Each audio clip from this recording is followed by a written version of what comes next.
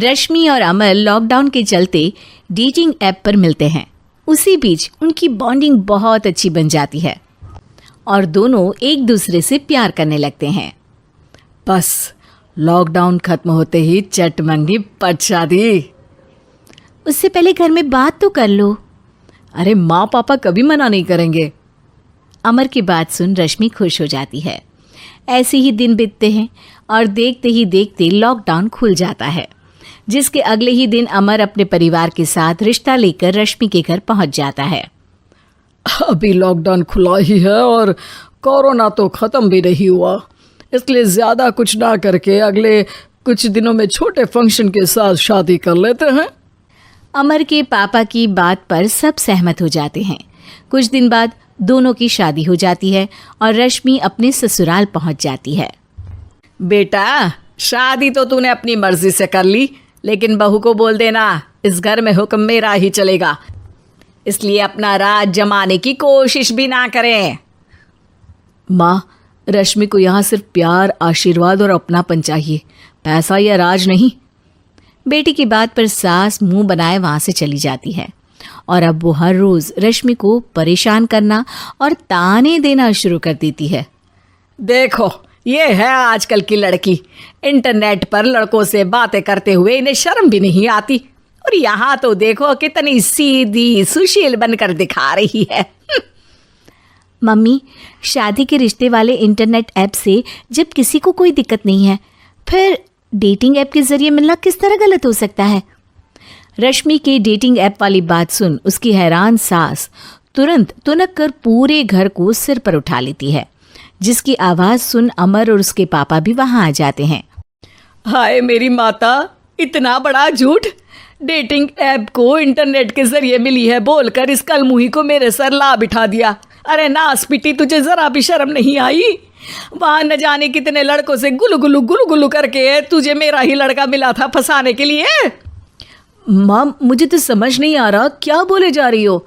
Dating app इस्तेमाल करना कोई अपराध नहीं है, और तुम रश्मि को ऐसा कैसे बोल सकती हो? मैं भी तो था उस ऐप पर। पहले उसके लिए माँ से झूठ बोला और अब लड़ाई कर रहा है। सास और अमर की बात सुनकर रश्मि हैरान खड़ी रहती है। अमर, तुमने घर में झूठ क्यों बोला? ये सब देख रही हो ना, इसी की वजह से झूठ बोलना पड़ा। एक तरफ अमर और रश्मि की ये बात चल रही होती है, वहीं दूसरी तरफ सास का नॉन स्टॉप क्लेश सबको परेशान कर देता है। सब एकदम चुप, जो हुआ सो हुआ, अब मुझे कुछ ना सुनाई दे। पति की बात सुन सास चुप होकर वहां से चली जाती है, लेकिन अब वो रश्मि के सिर दुनिया भर के सारे काम डालकर उसका जीना पहले से भी ज़्यादा मुश्किल कर देती है। मम्मी, मैं आपका गुस्सा समझ सकती हूँ, आपको जो करना है कर लीजिए, मैं कभी कुछ नहीं बोलूँगी। उम्मीद है किसी दिन तो आपका गुस्सा शांत होगा और नफरत प्यार में बदलेगी। रश्मि की अच्छाई को उसका नाटक समझकर सास गुस्से के 7वें आसमान पर चढ़ जाती है और उसी शाम रश्मि को नीचा दिखाने के लिए अपनी सहेलियों को घर बुलाकर उसकी बुराइयां करने लगती है। अरे कौशल्या, क्या बताऊं, आजकल के बच्चे ना बहुत एडवांस हो गए हैं। पहले रिश्ते घर परिवार वाले सब देख परख के कराते थे, और अब ये लोग खुद न जाने कहाँ कहाँ मिलकर खुद ही सब कुछ पक्का करके हमें बता देते हैं। लड़की का कैसा दिन धर्म, कैसा ईमान, कैसा चरित्र कुछ नहीं पता, बस प्यार किया और घर लाकर बिठा देते हैं। अरे ऐसा क्यों बोलती हो? आजकल बच्चे अपने आप में बहुत समझदार हो गए हैं, और फिर पूरी जिंदगी तो उन दोनों को ही साथ निभानी है। अपनी पसंद से शादी कर भी ले तो क्या दिक्कत, तू ही देख ले, पहले इतना अच्छा बेटा और अब सोने पर सुहागे जैसी सर्वगुण संपन्न बहू।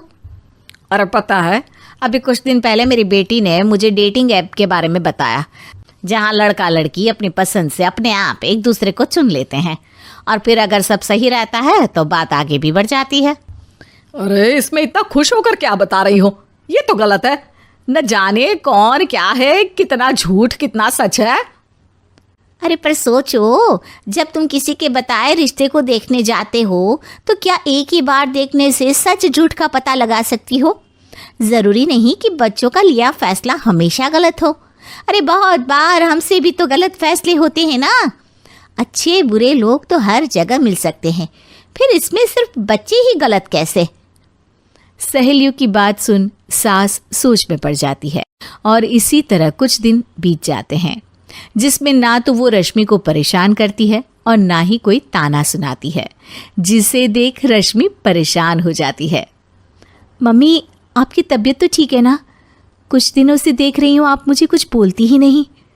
तो मेरा परेशान करना ज्यादा अच्छा लगता है क्या? नहीं, आपकी शांति उससे ज्यादा परेशान कर रही है। शांति इसलिए है क्योंकि मुझे एहसास हो गया है कि गलत तुम लोग नहीं, मेरी सोच है। प्यार तो एक सुंदर एहसास और शादी खूबसूरत साथ है। अगर ये साथ सच्चा है तो कहीं पर भी किसी भी तरह जुड़ा हो उससे कोई फर्क नहीं पड़ता। आप कौन है? इतनी अच्छी बातें मेरी पत्नी तो नहीं बोल सकती। क्या आप भी?